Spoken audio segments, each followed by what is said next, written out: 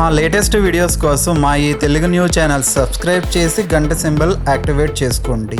2024 July 21న ఆషాఢ పౌర్ణమి రాబోతుంది. ఈ ఆషాఢ పౌర్ణమికే గురు పౌర్ణమి అని, వ్యాస పూర్ణిమ అని పేరు.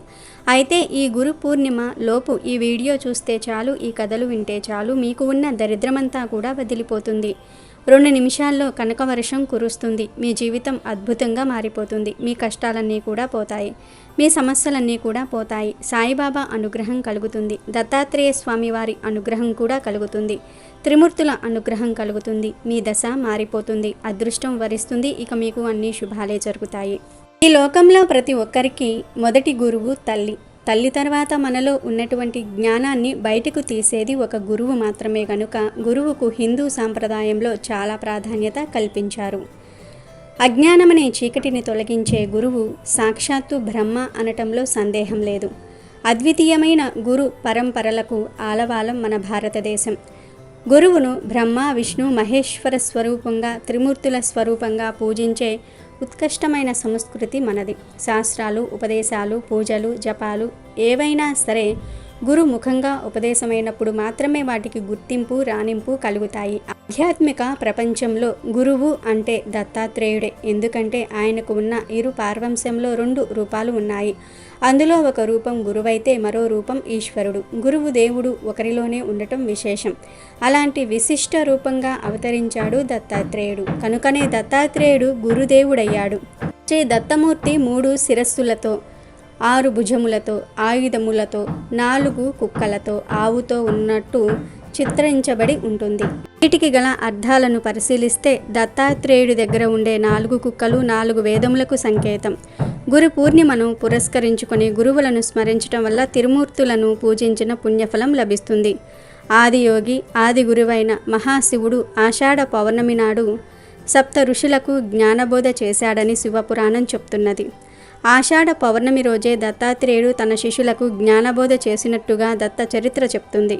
వ్యాసమహాముని ఈ రోజున సత్యవతి సంతనులకు జన్మించాడని, కొన్ని సంవత్సరాల తర్వాత ఆయన ఇదే రోజున వేదాలను ఋగ్, యజుర్, సామ, అథర్వణ వేదాలుగా విభజించాడని ప్రతీతి. ఈ పుణ్య విశేషాలను పురస్కరించుకొని ఆషాఢ పౌర్ణమిని గురు పూర్ణిమగా, వ్యాస పూర్ణిమగా జరుపుకుంటాము. ముందుగా ఈ గురు పౌర్ణమి సందర్భంగా సాయిబాబా ఎలా జన్మించాడో తెలిపే పవిత్ర కథను వింటే చాలు, మీ జీవితం మారిపోతుంది. చాలామంది సాయిబాబాను గురు స్వరూపంగా భావిస్తారు.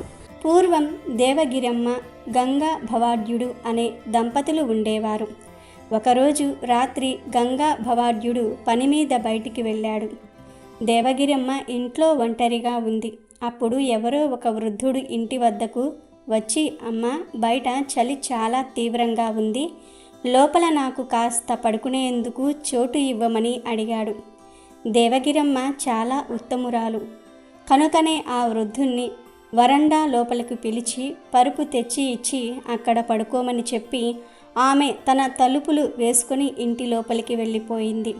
కొంతసేపు అయ్యిందో లేదో తిరిగి ఆ వృద్ధుడు తలుపులు తట్టాడు. దేవగిరమ్మ తలుపులు తెరిచి చూసింది. అప్పుడు ఆ వృద్ధుడు, అమ్మా, నాకు చాలా ఆకలిగా ఉంది, కొంచెం అన్నం పెడతావా అన్నాడు.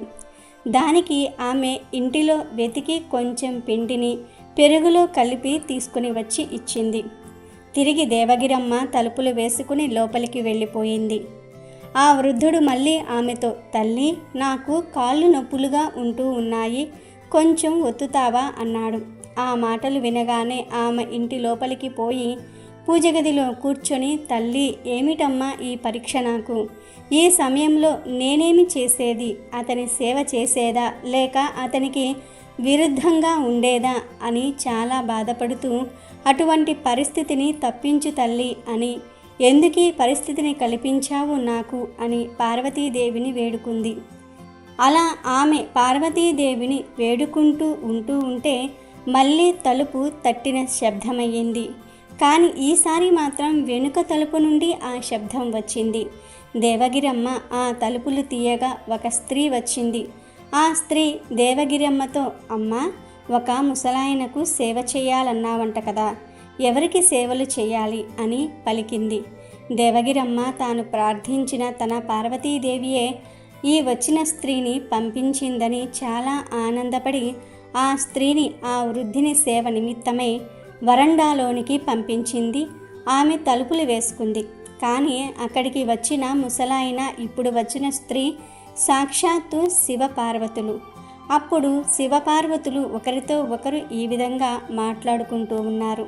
పార్వతి, ఆమె మనో అభిష్టమును నెరవేర్చు అని ఈశ్వరుడు చెప్పాడు.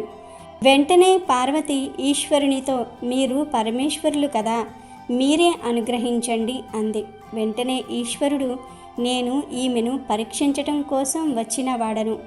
నీవు ఆమె ప్రార్థన విని వచ్చిన దానవు కనుక నీవే ఆ వరాలు అందించు అన్నాడు. ఇంతలో దేవగిరమ్మకు మళ్ళీ తిరిగి తలుపు తట్టిన శబ్దం వినబడింది. ఆ శబ్దం విన్న దేవగిరమ్మ ఆ స్త్రీ ఉంది కదా అనే ధైర్యంతో తలుపు తెరిచింది. కానీ అక్కడ ముసలాయన స్త్రీ ఇద్దరూ లేరు. వారిద్దరూ పార్వతీ పరమేశ్వర్ల రూపాల్ని ధరించి దర్శనమిచ్చారు. దేవగిరమ్మ ఆ ఆనందాన్ని భరించలేకపోయి అమితమైన సంతోషంతో వారి పాదాలపైన పడింది. అప్పుడు పార్వతి ఇలా ఆశీర్వదించింది. వంశోద్ధారకుడైన ఒక కుమారుడిని, కన్యాదానము చేయుటకు ఒక కుమార్తెను నీకు అనుగ్రహిస్తున్నాను అని చెప్పింది. దేవగిరమ్మ వెంటనే ఈశ్వరుని పాదాలపైన పడింది. అమ్మా, నీ భక్తికి సంతోషించాను. నేను నీ 3వ గర్భంలో వచ్చి పుడతాను అని దీవించాడు. ఈ విధంగా దేవగిరమ్మ నమస్కారం చేసి లేచి చూసేటప్పటికీ పార్వతీ పరమేశ్వర్లు ఇద్దరూ కూడా అదృశ్యులయ్యారు. తెల్లవారేటప్పటికీ ఆమె భర్త అయినటువంటి గంగా భవయ్యుడు ఇంటికి వచ్చాడు. రాత్రి జరిగిందంతా కూడా ఆమె ఊసగుచ్చినట్లుగా భర్తతో చెప్పింది. ఆమె చెప్పిన మాటలు భర్త నమ్మలేదు. దేవగిరి, ఏమిటి నీకీ పిచ్చి? ఏదో కల వచ్చింది కాబోలు. పార్వతి ఏమిటి, పరమేశ్వరుడు ఏమిటి అని ఈ విధంగా ఆమెను హేళన చేసుకుంటూ వచ్చాడు. అతనికి నమ్మకం కలగలేదు. కొంతకాలం గడిచిన తరువాత దేవగిరమ్మ గర్భం ధరించింది. అనుకున్న విధంగానే కుమారుడు పుట్టాడు. ఇంకొక సంవత్సరమైన తర్వాత కుమార్తె పుట్టడం జరిగింది. తన భార్య చెప్పిన ఈ 2 విషయాలు ప్రత్యక్షంగా నిరూపణ కావటం చేత నిజంగా పార్వతీ పరమేశ్వర్లు ఆమెకు దర్శనమిచ్చారని విశ్వాసాన్ని పొందాడు దేవగిరమ్మ యొక్క భర్త. అప్పుడు గంగా భవాఢ్యుడు తన భార్యతో, నీకు పార్వతీ పరమేశ్వరులను చూసే ప్రాప్తి సంభవించింది, నాకు ఆ అదృష్టం లభించలేదు అని అన్నాడు. తన భార్య వలె తాను కూడా పార్వతీ పరమేశ్వర్లను ప్రత్యక్షం చేసుకోవాలన్న కోరిక, దీక్ష కలిగింది. ఆ తర్వాత దేవగిరమ్మకు 3వ గర్భం ప్రారంభమైంది. ఈ దృశ్యాన్ని కూడా నిదర్శనంగా గమనించుట వలన గంగా భవైద్యుడి మనసు మాయ నుండి విడిపడి చాలా మార్పు చెందుతూ వచ్చింది. ఎప్పుడెప్పుడు ఇల్లు విడిచిపెట్టిపోవాలి, ఎప్పుడు తపస్సు చేయాలి, ఎప్పుడు పార్వతీ పరమేశ్వర్లను ప్రత్యక్షం చేసుకోవాలి అనే ఆలోచన అతనిలో పెరిగిపోయింది. అందుచేత అతడు దానికోసం దీక్ష పట్టాడు. దేవగిరమ్మకు 9 మాసాలు నిండిపోయాయి. ఆ సమయంలోనే నేను అరణ్యాలకు వెళ్ళిపోతున్నాను అని గంగా భవేద్యుడు భార్యతో చెప్పాడు. చేసేదేం లేక దేవగిరమ్మ కూడా భర్త వెంట బయలుదేరింది. కొంత దూరం పోగానే ఈమెకు ప్రసవ వేదన ఎక్కువయ్యింది. ఆ మార్గ మధ్యంలోనే ఆమె ఒక మగబిడ్డను ప్రసవించింది. ఆ బిడ్డయే శ్రీ సాయిబాబా. దేవగిరమ్మ తన బిడ్డను చీరగుడ్డ మీద పడుకోబెట్టి ఆ దారి మధ్యలోనే వదిలిపెట్టి ఆమె భర్త వెంటనే వెళ్ళిపోయింది. కనుకనే ఈ పిల్లవానికి తల్లి ఎవరు, తండ్రి ఎవరు అనేది ఎవ్వరికీ తెలియదు. ఆ తర్వాత అటుగా పోతున్న ఒక ఫకీరుకు ఈ బిడ్డ కనిపించాడు. ఆ ఫకీరు ఈ పసిబిడ్డను ఇంటికి తెచ్చుకుని సుమారు 4 సంవత్సరాల పాటు తన ఇంటనే పెంచాడు. కానీ 4వ ఏట ఆ ఫకీరు చనిపోయాడు. ఏకాకి అయిన ఆ ఫకీరు భార్య ఆ బాబును మాత్రం ఎంతో ప్రేమగా పెంచుకోసాగింది. అయితే అప్పటికే ఆ పిల్లవాడి చేష్టల వలన గ్రామంలో హిందూ ముస్లింల కలహాలు మరింత ప్రజ్వరిల్లే పరిస్థితి ఏర్పడింది. ఆ అనాథ బాబు హిందూ దేవాలయాలకు వెళ్ళి మహ్మద్ ప్రవక్త గురించి ప్రవచించేవాడు. మే అల్లాహు, నేనే దేవుణ్ణి అనేవాడు. ఒక్కొక్కసారి అల్లా మాలిక్, దైవమే సర్వాధికారి అనేవాడు. అనంతరం మసీదులోనికి వెళ్ళి రాముడే అల్లా, శివుడే దేవుడు అని వెర్రికేకలేసేవాడు. హిందువుల ఇంట పుట్టి ఫకీరు ఇంట పెరిగిన ఈ కుర్రవాణ్ణి ఎవ్వరూ ఏమీ అనలేక పెంపుడు తల్లి అయిన ఫకీరు భార్యకు ఫిర్యాదు చేసేవారు. ఆ పిల్లవాడిని దారిలో పెట్టలేకపోయిన ఆ తల్లి అతనిని చేరువలో ఉన్న వెంకుస అనే సద్గురువుకు అప్పచెప్పింది. ఆ సద్గురువు ఆశ్రమంలో 12 సంవత్సరాల పాటు ఉన్నాడా బాలుడు. ఈ 12 ఏళ్లలోనూ గురు శిష్యుల మధ్య విడదీయరాని అనుబంధం ఏర్పడిపోయింది. శరీరాలు వేరుగాని వారి ఆత్మలు మాత్రం ఒక్కటే అయిపోయాయి. అయినప్పటికీ సుమారు 16 సంవత్సరాల వయసులో అనగా క్రీస్తు శకం 1851లో శ్రీ సాయిబాబా సద్గురు ఆశ్రమాన్ని విడిచి దేశాటనం చేస్తూ షిరిడీ గ్రామం చేరుకున్నాడు. 2 నెలల పాటు షిరిడీలో గడిపిన అనంతరం పూహా దేశాటనం చేస్తూ ఎటో వెళ్ళిపోయారు. మళ్ళీ చాంద్ బాయ్ పోటీలు, బంధువుల పెళ్లి నిమిత్తమై ఆ పెళ్లి వారితో కలిసి సాయి షిరిడీ చేరారు. ఆ తర్వాత 1918 విజయదశమి నాడు సమాధి చెందే పర్యాంతం దాదాపు కొన్ని సంవత్సరాల పాటు ఆయన షిరిడీలోనే ఉండిపోయారు. శ్రీ పుట్టపర్తి సాయిబాబాచే చెప్పబడిన సద్గురు సాయినాథ్ వారి జన్మగాథ ఇది. అలాగే గురు పూర్ణిమ సందర్భంగా గురుభక్తి అంటే ఎలా ఉండాలో తెలిపే ఈ పవిత్ర కథను వింటే చాలు, త్రిమూర్తుల అనుగ్రహంతో సకల ఐశ్వర్యాలు సిద్ధిస్తాయి. కొన్నేళ్ల క్రిందట గురుకులాలు ఉండేవి. అలా ఒకానొక గురుకుల ఆశ్రమంలో ఒక గురువుగారు ఉండేవారు. ఆయన పేరు వేదధర్ముడు. ఆయన సర్వశాస్త్ర కోవిదుడు, జ్యోతిష్య శాస్త్రంలో దిట్ట. ఈయన ఎందరో పిల్లలను చేరదీసి ఆయన వద్దే ఉంచుకొని భోజనం పెట్టి ఆశ్రమం కల్పించి ఆయనకొచ్చిన విద్యలన్నిటినీ కూడా నిస్వార్థంగా బోధిస్తూ ఉండేవారు. అలా ఈయన వద్ద కౌత్సుడు అనే ఒక శిష్యుడు ఎంతో గురుభక్తితో ఉంటూ విద్యను అభ్యసిస్తూ తను కూడా జ్యోతిష్య శాస్త్రంలో పట్టు సాధించాడు. చదువు ముగిసిపోయాక శిష్యులంతా స్నాతక సభ ముగించుకొని గురువుని ఆశ్రమాన్ని వదిలి వెళ్ళిపోయేవారు. అలా కౌత్సుని విద్య కూడా చివరికి వచ్చేసిన సందర్భంలో ఒకసారి గురువుగారు ఏదో పని మీద ఆ ఊరు వెళ్తూ ఆశ్రమ బాధ్యతలన్నిటినీ కూడా కౌత్సునికి అప్పగించి వెళ్తారు. ఆయన తిరిగి వచ్చేసరికి ఆయన లేని లోటు లేకుండా అన్నీ యథావిధిగా జరుగుతూ ఉండటం చూసి సంతృప్తితో ఆనందిస్తారు గురువుగారు. ఇదిలా ఉండగా స్నాతక సభ జరిగే రోజు రానే వచ్చింది. అందరూ గురువుగారితో తమకు ఉన్న అనుబంధాన్ని చెప్పుకొని ఆయన వద్ద ఆశీర్వాదాలు తీసుకొని తమ తల్లిదండ్రులతో తమ ఇళ్లకు వెళ్ళిపోయారు. ఈ కౌత్సుడు మాత్రం నోరు మెదపలేదు. తల్లిదండ్రులు ఎంత బ్రతిమిలాడినా వాళ్లతో వెళ్ళడానికి విముఖత చూపించాడు. చేసేది లేక అతని తల్లిదండ్రులు వెళ్ళిపోయారు. అప్పుడు గురువుగారు ఇతనిని పిలిచి తను మాత్రం వెళ్ళకపోవడానికి కారణమేమిటని అడుగుతాడు. అప్పుడు ఆ శిష్యుడు బోరున విలపిస్తూ, గురువుగారు, మీరు పొరుగురు వెళ్ళినప్పుడు మీరు నేర్పిన జ్యోతిష్య విద్యతో మీ జాతకం చూశాను. ఇంకొక 15 రోజుల్లో తమకు దారుణమైనటువంటి కుష్టి రోగం రాబోతుందని మీ గ్రహస్థితి చెప్తోంది. నాకు చదువు నేర్పించి తిండి పెట్టిన మిమ్మల్ని కష్టమైన కాలంలో వదిలి వెళ్ళలేను. కనుక మీతోనే ఉండి సేవలు చేసి మీరు ఆరోగ్యవంతులు అయిన తర్వాతే వెళతాను. అప్పటిదాకా మిమ్మల్ని వదిలిపోను అన్నాడు. అది విన్న గురువుగారు ఆశ్చర్యము, ఆనందము, దుఃఖం అన్నిటినీ కూడా కలగలిపిన ఒక అనుభూతితో ఆనంద బాష్పాలు రాలుస్తారు. కౌత్సుడు మాత్రం అతనుకు ఆ వ్యాధి రాకుండా ఏం చేయాలో ఆలోచించి గురువుగారితో ఫలానా జపాలు, పూజలు, యాగాలు చేద్దాం, తద్వారా మీకు రోగం రాదు అంటాడు. దానికి గురువుగారు ప్రారబ్ధం భోగతో నశ్యేత్ అన్నట్లుగా ప్రారబ్ధం అన్నది ఎప్పుడైనా అనుభవించాల్సిందే గనుక ఇప్పుడు అనుభవించి నేను విముక్తుణ్ణి అవుతాను అన్న ఆనందంతో ఉన్నాను కనుక నీవు బాధపడకు అంటాడు. అప్పుడు గురువుగారి మాటను కాదనలేక కాశీలో పాపం చేసినా పుణ్యం చేసినా రెట్టింపు ఫలితం వస్తుంది అంటారు కనుక మనం అక్కడికి వెళ్ళి పుణ్యకార్యాలు చేద్దాం, తద్వారా మీరు త్వరగా కోలుకుంటారు అంటాడు. సరేనని ఇద్దరూ అక్కడికి ప్రయాణమవుతారు. కాశీ వెళ్ళిన తర్వాత అక్కడ విద్యాదానం చేయటము, శివ పంచాక్షరి మంత్రం జపం చేయటము, చేతనైనంతలో ఇతరులకు సహాయ సహకారాలు అందించటము, ఇలా ఎన్నెన్నో మొదలుపెట్టాడు కౌత్సుడు. మిట్ట మధ్యాహ్నం కాళ్లకు చెప్పులు లేకుండా బోలె పట్టుకుని తిరిగి అన్నాన్ని తెచ్చి గురువుగారికి పెట్టి తను తినేవాడు. ఒక్కోసారి గురువుగారు ఆయన తినక తనకు పెట్టక అన్నాన్ని విసిరివేసేవాడు. చిటికీ మాటికి కౌచుని కొట్టటము, తిట్టటము, చేయటం, చేదరించుకోవటం వంటివి చేసేవారు. అయినా కూడా ఎక్కడా విసుక్కోకుండా గురువుగారికి వ్యాధి ముదిరి మరింత బాధ పెడుతోంది కాబోలు పల్లెత్తు మాట అనని ఈయన ఇలా ప్రవర్తించడానికి కారణం అదే అనుకుంటూ మరింత సేవలు చేసేవాడు.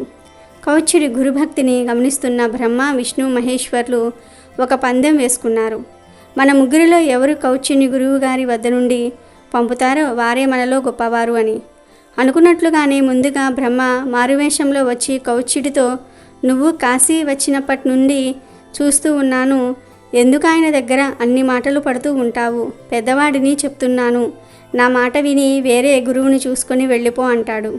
దానికి కౌచుడు గురువుని, అది ఇటువంటి పరిస్థితుల్లో బాధపడుతున్న ఆయనను వదిలివేయమని చెప్తున్నా మీరు పెద్దవారెలా అవుతారు?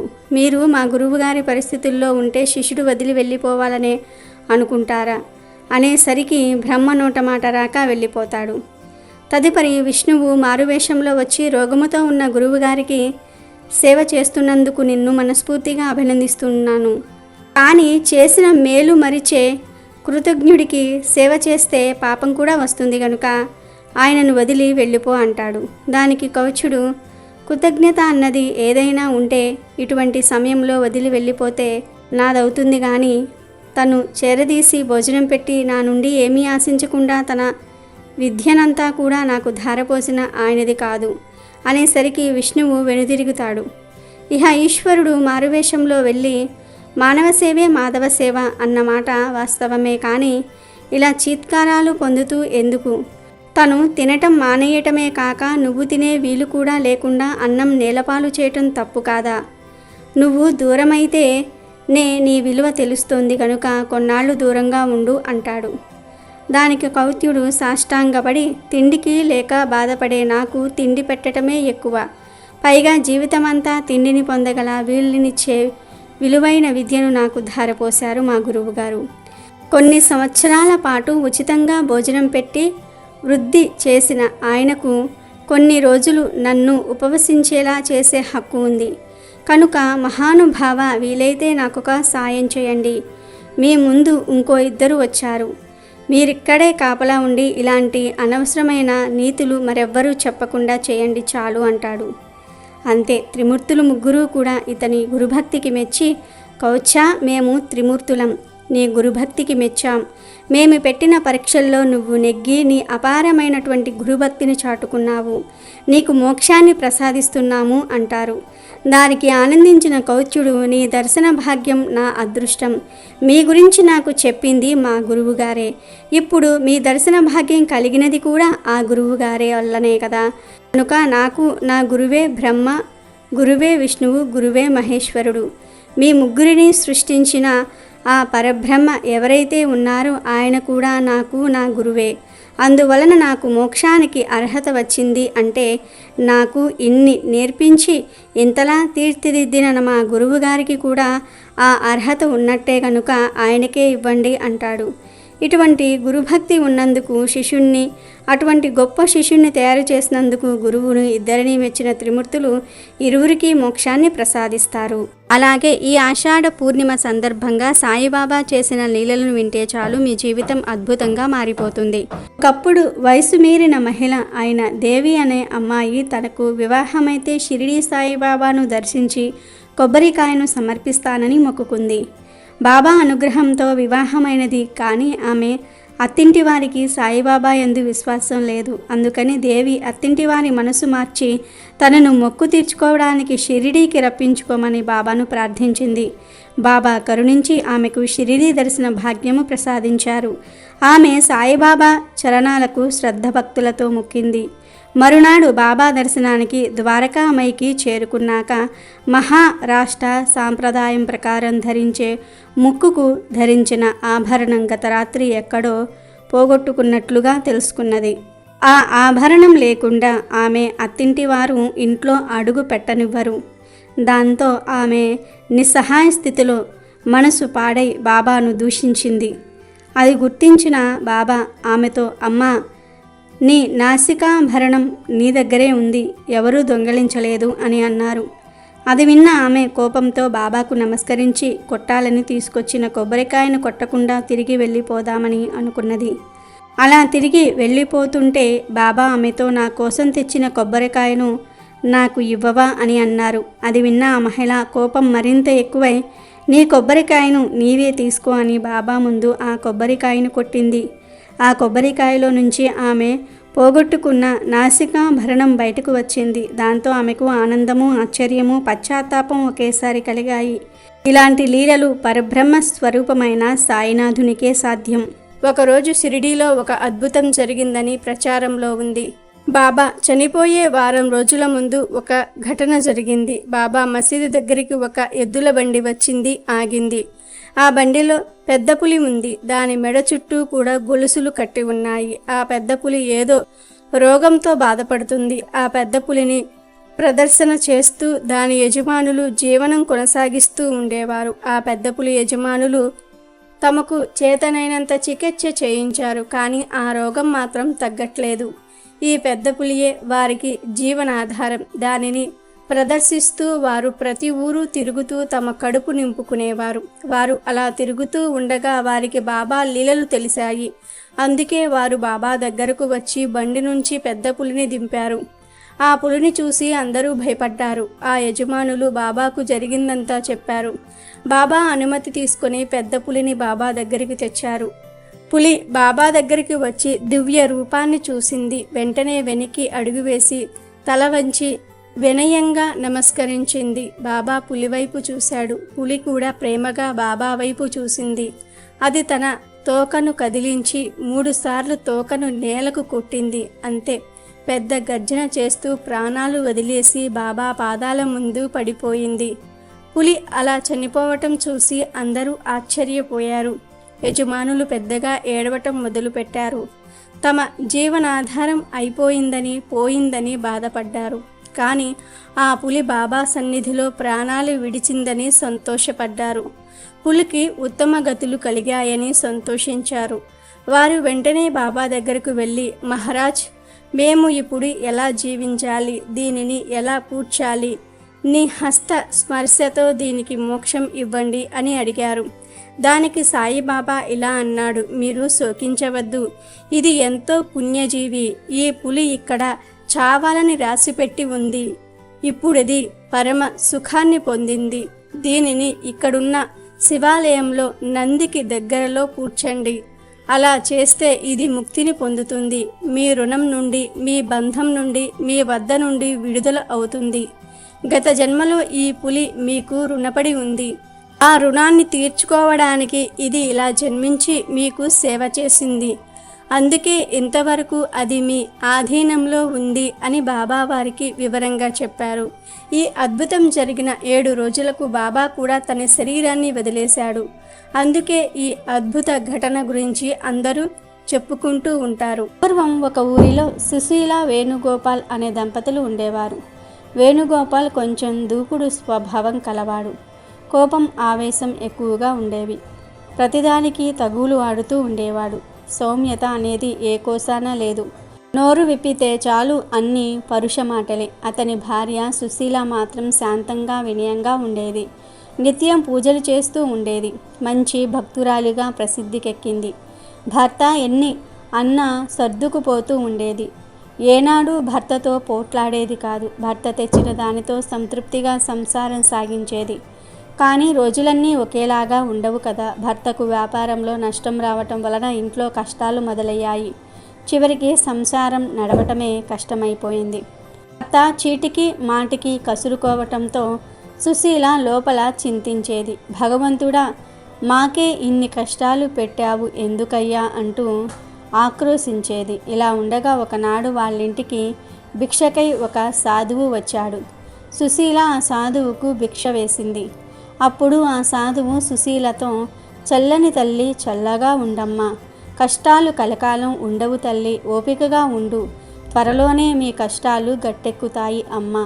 ఆ సాయిబాబా నిన్ను అనుగ్రహించుగాక. 9 గురువారాలు సాయి దర్శనం చేసుకో. ఒక్క పూట భోజనం మాత్రమే చెయ్యి. శ్రద్ధతో సాయి వ్రతాన్ని చేస్తే మీ కష్టాలు తీరుతాయి తల్లి అని దీవించి భిక్ష తీసుకొని అక్కడి నుండి వెళ్ళిపోయాడు. సుశీల దిగులుతో సరేలే, ఇంకెక్కడి సుఖం, ఈ జీవితానికి సుఖం కూడానా, నా జీవితం ఇంతే, నా జీవితంలో సుఖం అనేది లేదేమో అనుకుంటూ బాధపడుతూ ఏడవసాగింది.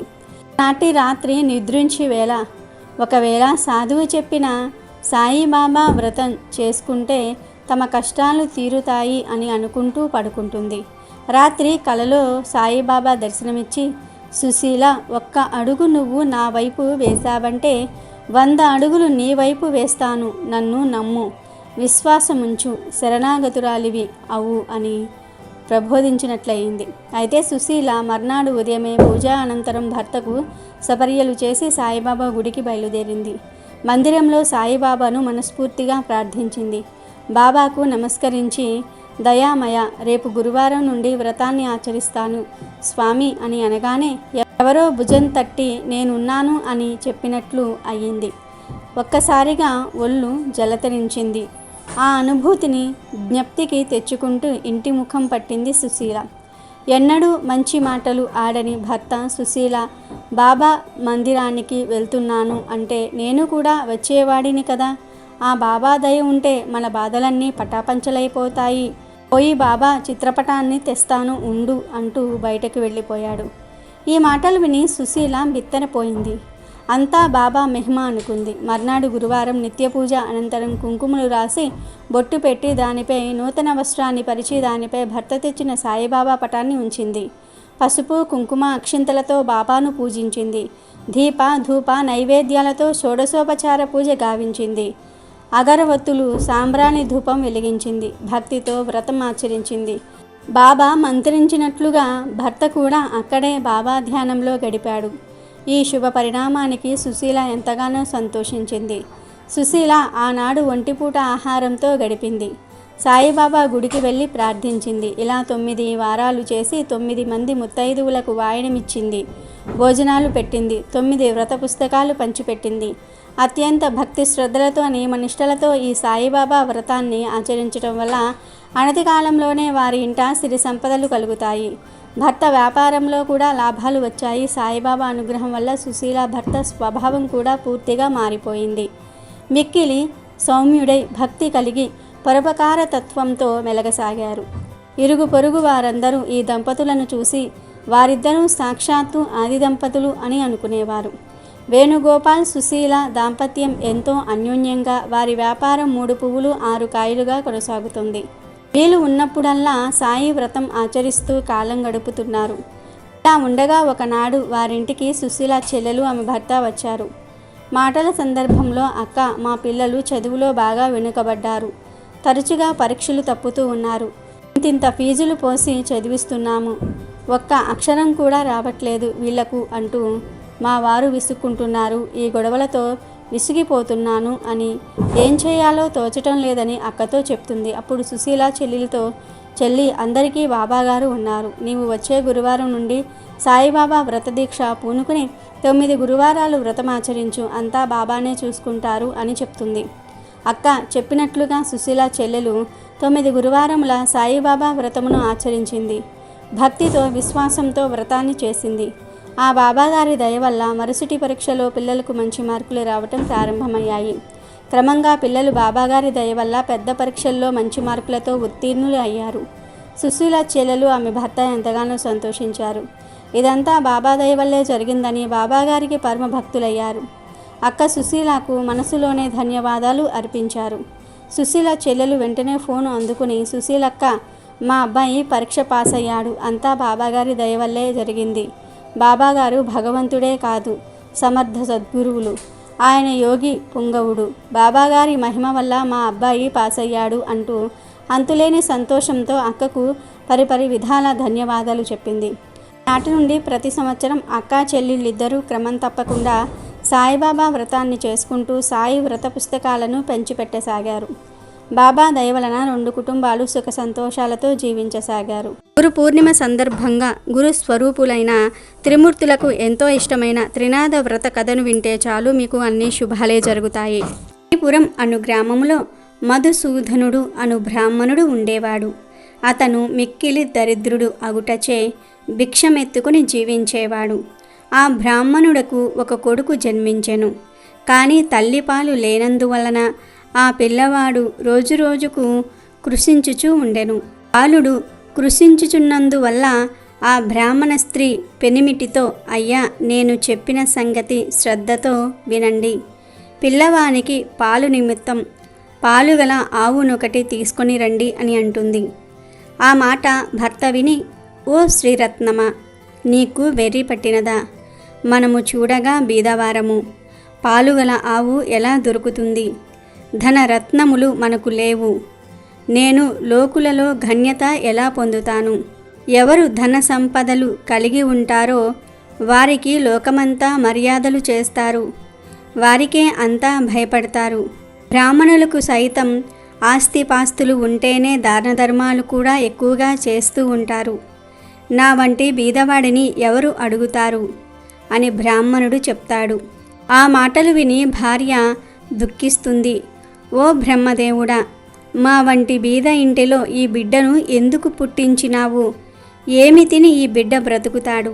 ఈ శిశుహత్య నాకు చుట్టుకుంటుంది అని దుఃఖించుచూ ఉండగా ఆ పిల్లవాని ఘోష చూసి ఏమీయూ తోచక ఆ బ్రాహ్మణుడు చింతాక్రాంతుడై విచారించి తన ఇంటిలో ఉన్న కమండలము వగేరా చిల్లర సామానులు తీసుకొని సంతకు వెళ్తాడు. ఆ వస్తువులను సంతలో అమ్మివేసి అమ్మిన సొమ్ముతో 50 రూపాయలు జాగ్రత్తగా పట్టుకొచ్చి భార్య చేతికి ఇవ్వగా ఆమె ఆ సొమ్మును పట్టుకుని సంతోషించి పెనిమిటితో ఇలా అంటుంది, అయ్యా, ఈ సొమ్మును తీసుకుని వెళ్ళి పాలుగల ఆవునొకటి తీసుకుని రండి అంటుంది. తన భార్య చెప్పిన మాట ప్రకారం ఆ బ్రాహ్మణుడు ఆ 50 రూపాయలు పట్టుకుని గ్రామములు తిరుగుతూ ఉంటాడు. ఇట్లు తిరుగుతూ ఒక పెద్ద భాగ్యవంతుడగు షావుకారు ఉండే గ్రామమునకు వెళ్ళెను. ధనధాన్యాలు కలిగి కుబేరునితో సరి సమానంగా ఆ షావుకారు ఉండెను. దైవ ఘటన మాత్రం వేరే ఉన్నది. తన ఆవులలో బోధ అను ఒక ఆవు ఒకటి ఉండెను. అది మిగులు దుష్టబుద్ధి కలది. పైకి మేతకు వెళ్తే పరుల వ్యవసాయంలో చొరబడి తినివేస్తూ ఉండేది. ఒక దినము షావుకారు చూస్తూ ఉండగానే పేదవాని పొలంలో చొచ్చి తినేస్తూ ఉంటుంది. అది చూసి ఆ షావుకారు అతి కోపంతో ఏమనుకుంటున్నాడంటే, దీని ముఖం చూడకుండా ఈ ఆవును ఇప్పుడే అమ్మివేస్తాను. అది విలువగల ఆవు అయితే కాని ఈ దుష్టబుద్ధి గల ఆవును 50 రూపాయలకైనా సరే ఇచ్చేస్తాను అని అనేసరికి ఆ బ్రాహ్మణుడైన మధుసూదనుడు ఆ మాటలు విని ఆ షావుకారుతో ఇట్లనెను, ఓ షావుకారు, వినండి. అది విలువగల ఆవు అయినప్పటికీ మీరు దానిని 50 రూపాయలకు అయినా సరే అమ్మేస్తాను అని అన్నారు. 50 రూపాయలు నేను ఇచ్చివేస్తాను. ఆవును దూడను రెండును ఇప్పించండి అని అనగానే ఆ షావుకారు బ్రాహ్మణుని చూసి, నీకు వెర్రి పట్టినదా? విలువగల ఆవును 50 రూపాయలకు పట్టుకుని పోతావా అని అనెను. మరలా మదిలో విచారించి తెలియక అనివేసినాను. ఈ బ్రాహ్మణుడు ఎక్కడ నుండి వింటున్నాడో ఏమో. ఆ ఆవును ఇవ్వకపోతే నాకు అసత్య దోషము ప్రాప్తించును అని బ్రాహ్మణునకు ఆవును దూడను ఇచ్చివేయగా బ్రాహ్మణుడు వాటిని తోలుకొని అచ్చటి నుంచి బయలుదేరి తన ఇంటికి చేరుకున్నాడు. ఆ ఆవును చూడగానే బ్రాహ్మణ స్త్రీ ముఖం చంద్రుని చూసిన కలువ వలె ప్రకాశించింది. ఆమె వెంటనే పాలు పిండి తన కుమారునికి పోసి బహు సంతోషము పొందినది. ఇట్లు కొన్ని నెలలు పోయిన పిమ్మట ఒకరోజు ఆ ఆవు మేతకు వెళ్ళి తిరిగి రాలేదు. పొద్దుపోయిన వేళ అయ్యింది. అయినా ఆవు రాకపోవటం చూసి బ్రాహ్మణుడు వెతకబోయెను. వీధులలో సమీపమున ఉన్న వ్యవసాయ పొలంలలో చూసెను. ఆవు కనిపించలేదు. తెల్లవారగానే నిద్ర మేల్కొని ఆవును వెతుకుటకై బయలుదేరి కొంత దూరం నడిచి వెళ్ళి త్రోవలో ఒక పెద్ద చెట్టును చూసెను. అది ఒక గొప్ప మర్రి చెట్టు. మధుసూదనుడు ఆ చెట్టు దగ్గరకు వెళ్ళినాడు. బ్రాహ్మణుడికి తెలియని విషయం ఏమిటి అంటే ఆ చెట్టుపైన 3 మనుషులు కూర్చున్నారు. వారు ఎవరు అనగా బ్రహ్మ, విష్ణువు, మహేశ్వరులు. వారే త్రిమూర్తులు. అటువంటి చెట్టు క్రింద బ్రాహ్మణుడు కూర్చుని ఆయాసం తీర్చుకొని పోవుచూ ఉండగా త్రిమూర్తులు బ్రాహ్మణుని పిలిచి, ఓ బ్రాహ్మణుడా, నీవు నీ మనసులో ఎందుచేత దుఃఖము కలిగి ఉన్నావు? నీవు ఎక్కడికి వెళ్ళుచూ ఉన్నావు? ఆ సంగతి మాతో చెప్పమని అడుగగా బ్రాహ్మణుడు 2 చేతులు జోడించి, అయ్యా, నేను మిక్కిలి బీదవాడను, భిక్షమెత్తుకుని బ్రతికేవాడను. నాకు ఒక ఆవు ఉండెను, అది కనిపించలేదు. ఈ దినం శ్రీపురం సంత అగుచున్నది. ఆ సంతకు పోయి వెతికెదను. ఎవరైనా దొంగిలించి తీసుకుపోయిన ఎడల ఆ సంతలో అమ్ముతారు కదా, అందుకే దానిని వెతుకుతూ వెళ్ళుచూ ఉన్నాను ఓ త్రినాథ స్వాములారా అని తన వృత్తాంతం చెప్పాను. అది విని బ్రాహ్మణుడితో త్రిమూర్తులు, నీవు ఇప్పుడు సంతకు వెళ్ళుచూ ఉన్నావు కదా, మా నిమిత్తం ఏమైనా కొన్ని దినుసులు తీసుకుని రాగలవా అని అన్నారు. బ్రాహ్మణుడు ఏమి దినుసులు కావాలనని అడుగగా త్రిమూర్తులు ఇట్లనిరి, 1 పైసా గంజాయి, 1 పైసా ఆకువక్కలు, 1 పైసా నూనె మాత్రం తెచ్చి ఇమ్మని చెప్పిరి. అది విని బ్రాహ్మణుడు, ఓ త్రిమూర్తులారా, నాకు పైసలు ఎక్కడ దొరుకుచున్నవి, నేను బీద బ్రాహ్మణుడను, భిక్షమెత్తుకుని జీవించుచూ ఉన్నాను అనగా, ఓ బ్రాహ్మణుడా విను, అదిగో అటు చూడు, రెల్లు పొద కనిపించుచూ ఉన్నది, దాని మొదలు 3 పైసలున్నవి అనగా, ఆ పలుకులు విని బ్రాహ్మణుడు వెళ్ళి రెల్లి పొద మొదలు చూసేసరికి 3 పైసలు ఉన్నవి. ఇంకా ఉంటాయేమోనని ఆ చెట్టును ఇంకా పైకి తీర్చుచూ ఉండెను. అది చూచి త్రినాథుల వారు, ఓ బ్రాహ్మణుడా, నీకు వెర్రి పట్టినదా, అందులో పైసలు లేవు, ఎంత దొరికినదో అదే ఉండును అనెను. ఆ పలుకులు విని బ్రాహ్మణుడు అచ్చటి నుండి వెళ్ళిపోయెను. కొంత దూరం వెళ్ళి వచ్చి ఆ చెట్టు క్రింద నిలిచి చేతులు జోడించెను. అది చూచి త్రిమూర్తులు, తిరిగి ఎందుకు వచ్చావు అని అడిగారు. దానికి బ్రాహ్మణుడు, మీరు చెప్పిన వస్తువులు దేనిలో తేవలెను అని అడిగెను. దానికి త్రినాథులు, నీ గావాంచలో తెమ్మని చెప్పిరి. అది విని బ్రాహ్మణుడు, నూనె గావాంచలో ఎలా వస్తుందండి, మీరు జగత్కర్తలు నా వద్ద కపటముంచి చెప్పుచున్నారు అనగా, త్రిమూర్తులు, మా నామము తలుచుకుని నూనె గావాంచలో తీసుకురా అని చెప్పగా బ్రాహ్మణుడు సెలవు తీసుకుని అచ్చటి నుండి వెళ్ళిపోయాను. ఆనందంతో బ్రాహ్మణుడు శ్రీపురం సంతలో ప్రవేశించాడు. ఆవులుండే సంతకు వెళ్ళి చూడగా తన ఆవు కనిపించలేదు. ఆకులు, చెక్కలు, గంజాయి పుచ్చుకొని నూనె గురించి బజారుకు వెళ్ళి తేలుకల వాడిని నూనె అడిగెను. గావాంచ చూపి ఇందులో 1 పైసా నూనె పొయ్యమనెను.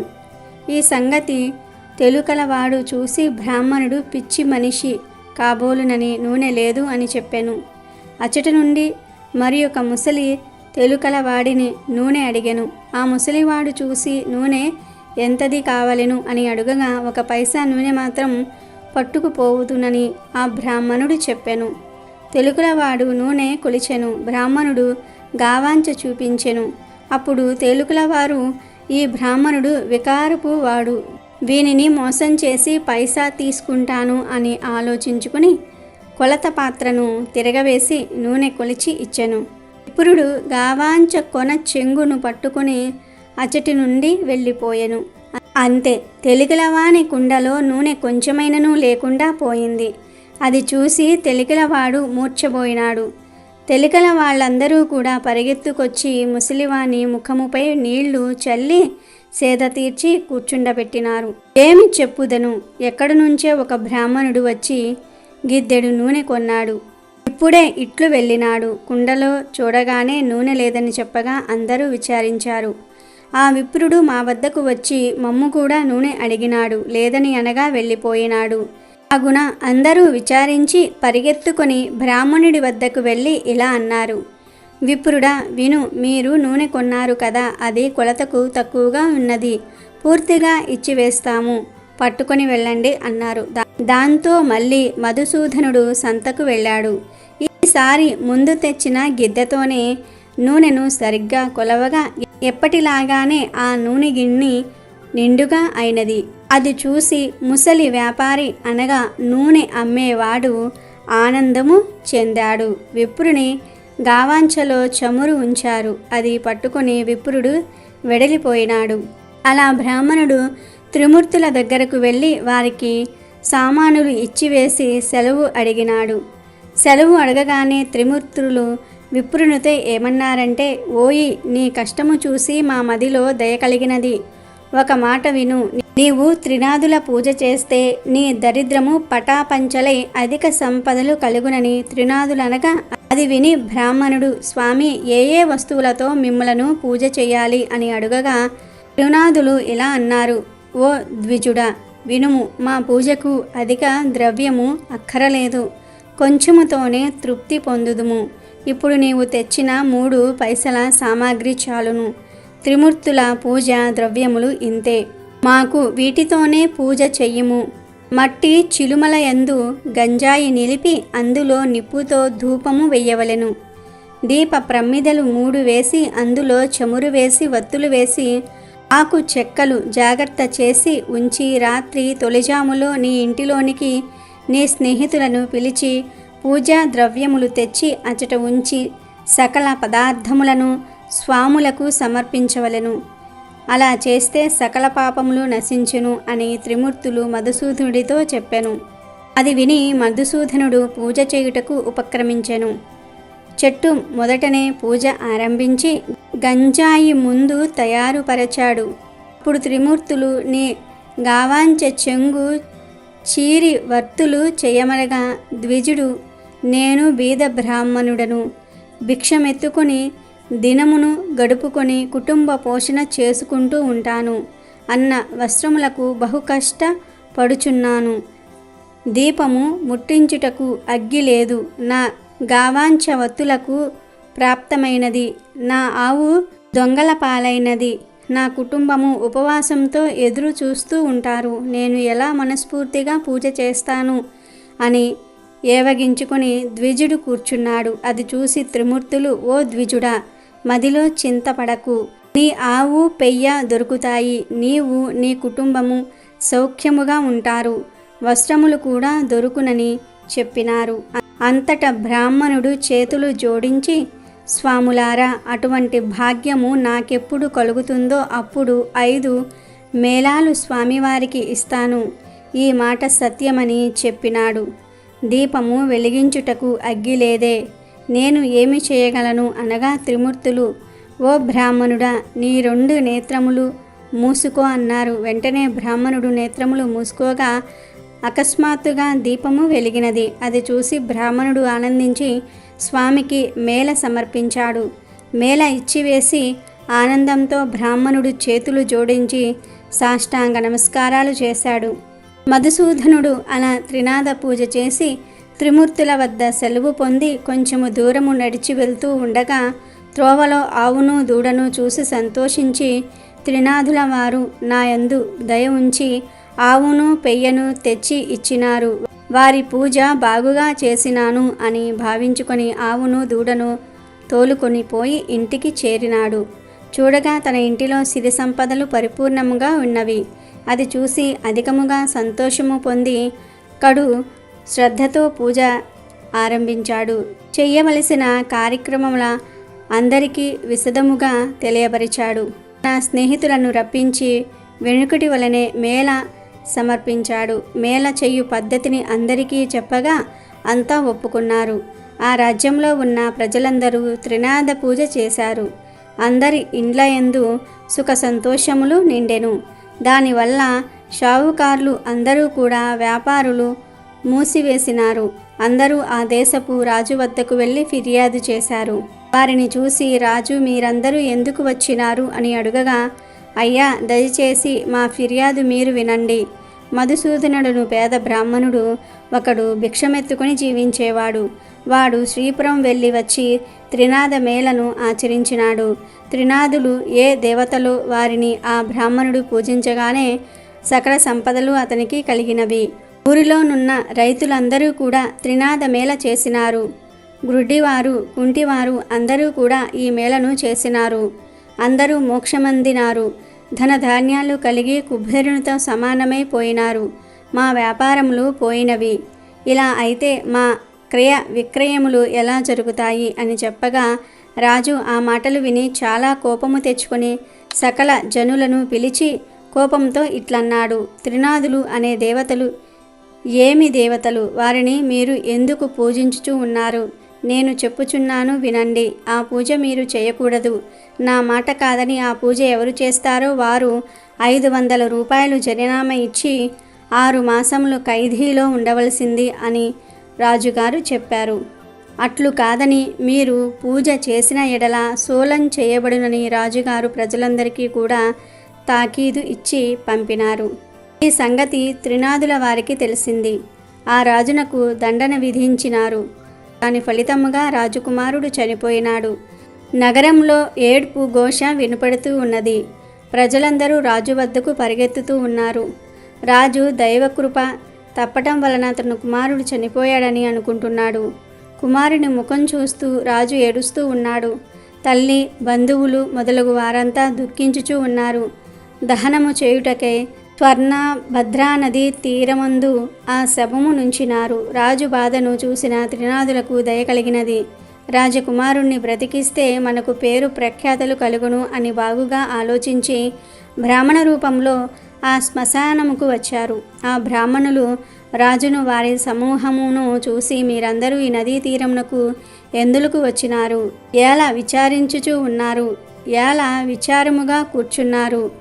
ఈ పిల్లవాడు ఎందుకు పడుకొని ఉన్నాడు? ఇతని శరీరంలో చల్లదనము కలదే అని అడుగగా అంతా త్రిమూర్తులతో ఇలా అన్నారు, మీతో ఏమి చెప్పగలం? రాజకుమారుడు చనిపోయినాడు. ఆ రాజేమి దోషము చేసెనో కానీ ఇతడు చనిపోయినాడు అనగా ఈ కుర్రవాడు చనిపోలేదు. త్రినాదుల వారికి రాజు అపరాధము చేసినందున ఈ చావు కలిగినది. ఇప్పుడు మీరందరూ త్రినాదులను పూజించితే ఈ బాలుడు లేచి కూర్చుంటాడు. మా మేల చేయుటకు రాజు ఒప్పుకున్నట్లయితే ఈ రాజకుమారుడు బ్రతుకుతాడని చెప్పి త్రినాదమూర్తులు అదృశ్యులైనారు.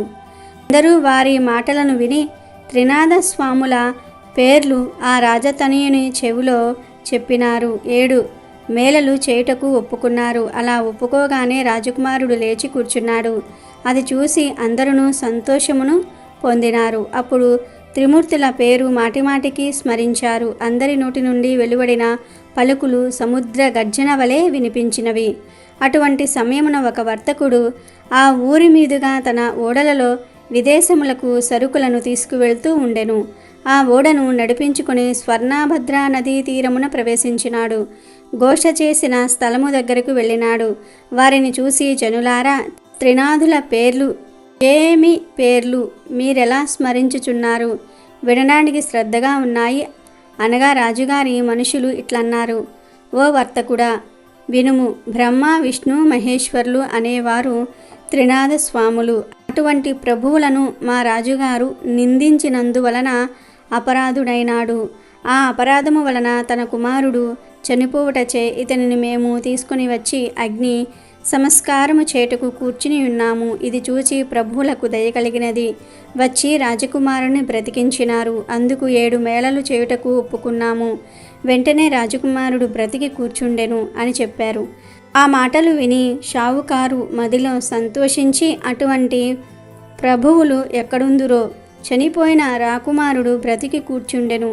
నా ఓడలు ఒడ్డున అడ్డుకొని ఉన్నవి. నేను ఈ ఓడపై వెళ్ళి వస్తాను. నా ఇంటికి సుఖంగా చేరుకుంటాను. నాకు వ్యాపారంలో నష్టము రాకుండా ఉంటే ప్రభుల వారికి 5 మేళలు చేస్తాను అని మనసులో సంకల్పించుకొని ఓడపై కూర్చొని నడిపించుకొని వెళ్ళిపోయినాడు.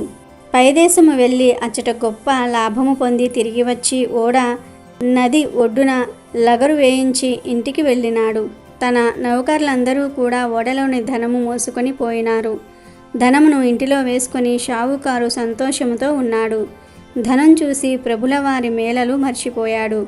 అందుకు ప్రభువులకు కోపము కలిగి దండన వేసినారు. దాంతో ఓడ నీటిలో మునిగిపోయినది. నౌకర్లు ఓడలోనున్న వారందరూ కూడా నీటిలో మునిగిపోయిరి. అది తెలిసిన అతను కూడా భూమిపై పడి గోల పెట్టినాడు. మరి కొంతసేపటికి తెలివి తెచ్చుకొని ఏడుస్తూ ఉండగా ఆకాశంలో నుండి త్రినాదులు, నీవు మాకు మేళలు ఇస్తానని మర్చినావు, అందుచేతనే ఓడ మునిగినది. నీవు 5 మేళలు సమర్పించినట్లయితే నీ ఓడ నీకు వస్తుంది అని సెలవిచ్చారు. అది విని షావుకారు మదిలో దుఃఖించి, ముందు నేను సంకల్పము చేసియుంటిని, ప్రభువుల మహిమను మరిచితిని. ఇప్పుడే త్రినాదుల వారికి మేళ ఇస్తాను అని మదిలో నిశ్చయించుకొని మేళకు కావలసిన సామాగ్రి తెప్పించి స్నేహితులను రప్పించి ప్రభుల వారికి మేళ సమర్పించి ప్రార్థించాడు. నీటిలో మునిగిపోయిన ఓడ వెంటనే పైకి తేలినది. అది చూసి పట్టలేని సంతోషము పొందెను. పరిచారికలు, నౌకర్లు ఓడలో గల మిగిలిన ధనము ఇంట్లోకి తీసుకుపోయినారు. ధనము మోయించి షావుకారు ఇంట్లో ప్రవేశించెను. గంజాయి ఆకులు, చెక్కలు అన్నీ స్వామివారికి మేళ సమర్పించి సాష్టాంగ దండ ప్రణామములు చేశారు. రాజ్యమంతా త్రినాథస్వామి మేళ గురించి ప్రకటనలు పంపించినారు. మేళను చూచుటకు అంతా వస్తూ ఉన్నారు. ఇట్టి స్థితిలో గుడ్డివాడొకడు త్రోవనున పోయే వారితో, అన్న మీరెవరు, మీ పేరేమిటి, మీరెక్కడికి వెళ్ళుచూ ఉన్నారు అనెను. వారు మేళ చూచుటకు వెళ్తూ ఉన్నామని చెప్పారు. అది విని గుడ్డివారు, నాకు కండ్లు కానరావు, మీరందరూ నేత్రములతో చూస్తారు, నేను దేనితో చూస్తాను అని అనగా, గుడ్డివాడ, త్రినాథస్వామి వారిని భజింపుము, నీ కన్నులు బాగుగా వస్తాయి, ప్రభుల వారి మహిమ చూడవచ్చును అని చెప్పి వారంతా మేళ వద్దకు ప్రవేశించారు. గుడ్డివాడు ఆ త్రోవలో కూర్చొని స్వామివారి భజన చేయుచూ ఉండగా కొంచెము కన్నులు కనిపించినవి. అప్పుడు గుడ్డివాడు కొంత దూరము పోయినాడు. దారిలో ఒక పొట్టవాడు కూర్చుని ఉన్నాడు. ఆ పొట్టవాడు గుడ్డివాడిని చూసి, నీవు గుడ్డివాడువు, ఇంత కష్టంతో ఎక్కడికి వెళ్ళుచూ ఉన్నావు అని అడిగాడు. అప్పుడు గుడ్డివాడు, అన్నా నేను మేళను చూచుటకు వెళ్తూ ఉన్నాను అని చెప్పాడు. ఆ మాటలు పొట్టవాడు విని, స్వామివారి దయ నా మీద లేదు, చేతులు కాళ్ళు పొట్ట, నేనెలాగున నడవగలను, నీకు కాళ్ళున్నవి, దేక్కొని వెళ్ళగలవు అని అంటాడు. అంతటి గుడ్డివాడు, నీవు త్రినాథస్వామి వారిని భజింపుము, నీ కాళ్ళు చేతులు బాగవుతాయి, క్షణంలో ఇద్దరం కలిసి వెళ్ళిపోదాము, నేను కేవలం గుడ్డివాడిని, ఏమాత్రం కన్నులు కనిపించుటలేదు, త్రినాథస్వామి వారిని భజించినాను కనుక కొంచెము కనిపిస్తున్నవి, అందుచే నీవు కూడా స్వామివారిని భజించిన వానివైతే నీ బాధలు నివారణ చేస్తారు అని చెప్పగా, పుట్టవాడు త్రినాథ త్రినాథ అని భజించాడు. గుడ్డి అన్న, నీకు కాళ్ళు ఉన్నవి, నడవగలవు, నేను ఎలాగూ నడవగలను, నన్ను నీ భుజము మీద కూర్చుండబెట్టుకొని నెమ్మదిగా నడిచి వెళ్ళు, నేను త్రోవ చూపుతూ ఉంటాను, నిశ్చయంగా ఇద్దరము మేళకు చేరుకుందాము అని పొట్టవాడు చెప్తాడు. అతని మాటలు విని గుడ్డివాడు పొట్టవానిని భుజముపై కూర్చోబెట్టుకొని మెల్లగా నడిచిపోతూ ఉన్నాడు. మధ్యలో గుడ్డివాడు, నేస్తం, నేత్రాలు ఇప్పుడు నిర్మలంగా కనిపించుచూ ఉన్నవి అని అనగా, పొట్టవాడు, అయ్యా ఇప్పుడు నేను నడవగలుగుతున్నాను అని చెప్తాడు.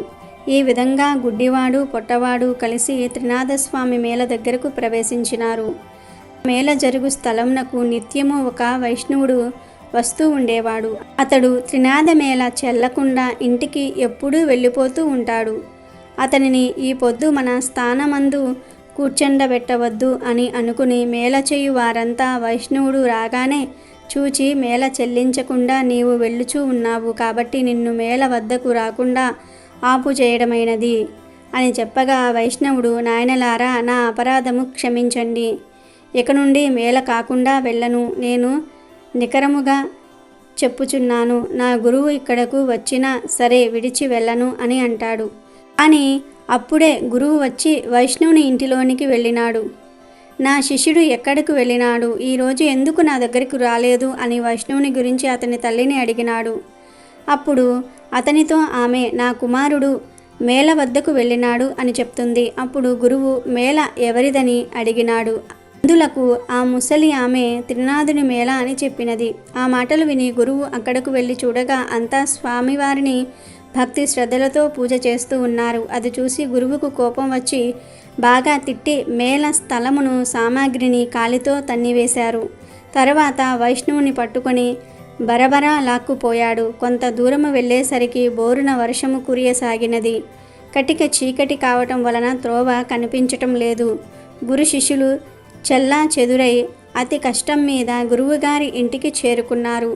గురువు ఇంటిలో చూడగా అతని తల్లి గడప వద్ద కూర్చుని ఏడుస్తూ ఉన్నది. గురువు ఆశ్చర్యపడి లోనికి పోయి చూడగా అతని భార్య కుమారుడు చనిపోయినారు. వారిని చూసి గురువు మూర్ఛపోయినాడు. శిష్యుడు పట్టుకుని లేపి కూర్చుండబెట్టి ముఖముపై నీళ్లు చల్లి, అయ్యా, తమరు త్రినాథస్వామి వారికి అపరాధాలు చేశారు, త్రినాథ మేళను పాడు చేసినారు, అందుకే మీకు ఈ దుస్థితి కలిగినది. మీరు నిష్ఠతో స్వామివారి మేళను చేసిన ఎడల మీ భార్య కుమారులు బ్రతుకుతారు అని శిష్యుడు చెప్పగా, ఆ మాటలు విని గురువు 5 మేళలు ఇచ్చుటకు ఒప్పుకొనగా వెంటనే భార్య కుమారులు లేచి కూర్చున్నారు.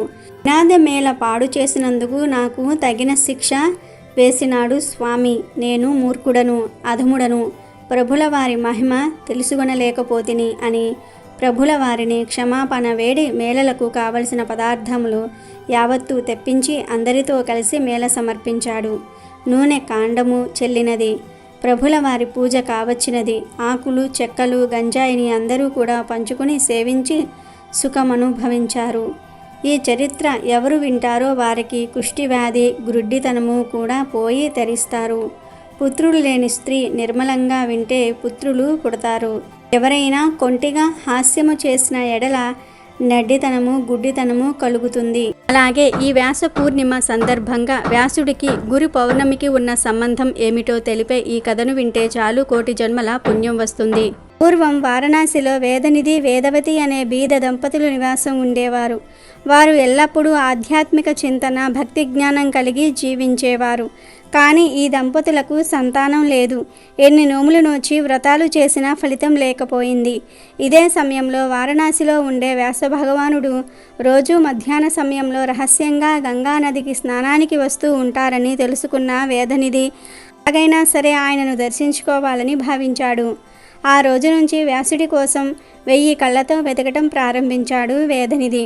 ఈ నేపథ్యంలో ఒకరోజు భిక్షువు రూపంలో చేతిలో దండం కమండలం ధరించిన ఒక వ్యక్తిని చూసిన వేదనిధి వెంటనే అతడి పాదాలపై పడి నమస్కరించాడు. ఆ భిక్షువు మాత్రం కసురుకున్నా సరే పట్టిన పాదాలను మాత్రం విడవకుండా, మహానుభావ, తమరు సాక్షాత్తు వ్యాస భగవానులని నేను గ్రహించాను, కాబట్టి మిమ్మల్ని శరణు పొందగోరుచున్నాను అని అన్నాడు. ఆ మాటలకు కంగుతిన్న ఆ సన్యాసి గంగానది ఒడ్డున నలుదిశలా చూస్తూ ఎవరైనా తనను చూస్తున్నారేమోనని పరికించాడు. వెంటనే వేదవిధిని ఆప్యాయంగా పైకి లేపి ఏమి కావాలో కోరుకోమంటాడు. అప్పుడు వేదనిధి, రేపు నా తండ్రి పితృకార్యం, దానికి తమరు అతిథిగా మా ఇంటికి తప్పక విచ్చెయ్యాలని వేడుకుంటాడు. వేదనిధి ఆహ్వానాన్ని మన్నించి వ్యాసమహర్షి దీనికి అంగీకరిస్తాడు. దీంతో సంతోషంగా ఇంటికి చేరుకున్న వేదనిధి తన సతీమణికి గంగానదీ తీరంలో జరిగిన వృత్తాంతమంతా కూడా వివరించాడు. ఇచ్చిన మాట ప్రకారం మర్నాడు ఉదయమే వారి ఇంటికి విచ్చేసిన వ్యాస భగవానుణ్ణి ఆ దంపతులు సాదరంగా లోనికి ఆహ్వానించి అతిథి సత్కారాలు చేసి పూజించారు. అనంతరం దేవతార్చనకు తులసీ దళాలు పువ్వులను సిద్ధం చేసి శ్రద్ధావిధులను విధి విధానంగా నిర్వహించి అనంతరం వ్యాస భగవానుడికి సాష్టాంగ నమస్కారం చేశారు. వారి ఆతిథ్యానికి సంతుష్టుడైన ఆయన వారికి ఏం వరం కావాలో కోరుకోమన్నారు. స్వామి, ఎన్ని నోములు వ్రతాలు చేసినా సంతాన భాగ్యం మాత్రం లేదని, సంతానం కలిగేలాగా వరాలను ప్రసాదించాలని వేడుకున్నారు ఆ దంపతులు. వారు కోరుకున్న వరాన్ని అనుగ్రహించిన మహర్షి త్వరలోనే తేజోవంతులు ఐశ్వర్యవంతులైన 10 మంది పుత్రులు జన్మిస్తారని ఆశీర్వదించాడు. అలా ఆశీర్వదించి తిరుగు ప్రయాణం అవుతున్న వ్యాస భగవానుడితో, ప్రభు, తిరిగి తమ దర్శన భాగ్యం మాకు ఎలా కలుగుతుంది అని వేదనిధి వ్యాసుణ్ణి ప్రశ్నించాడు. దానికి వ్యాస మహర్షి ఇలా అంటాడు: ఓ ఆదర్శ దంపతులారా, నన్ను మరలా దర్శించాలని మీకు కోరికగా ఉన్నదని నాకు అర్థమవుతుంది. నేను చెప్పేది శ్రద్ధగా వినండి. ఏదైనా ఎప్పుడైనా ఎక్కడైనా మన వేదాంగాల యొక్క రహస్యాలను ఇతిహాసాల యొక్క అర్థాలను ఉపదేశిస్తూ ఉంటారో అలాంటి వ్యక్తే నా నిజ స్వరూపమని తెలుసుకొని అలాంటి వ్యక్తిని సాక్షాత్తు నా స్వరూపంగా అంటే వ్యాస స్వరూపంగా భావించి పూజించండి. అలాంటి గురువులలో నేను ఎల్లప్పుడూ ఉంటాను. నా అనుగ్రహం లేనిదే గురువులు ఏ విషయాన్ని చెప్పలేరు. అలాంటి గురువులను ఆషాఢ శుద్ధ పౌర్ణమి రోజు పూజించాలి అని అంటాడు. అప్పుడు వేదనిధి వ్యాసుణ్ణి మరోమారు ఇలా ప్రశ్నిస్తాడు: మహాత్మా, తమను ఎప్పుడు ఎలా పూజించాలో సెలవియ్యండి అని అడుగుతాడు.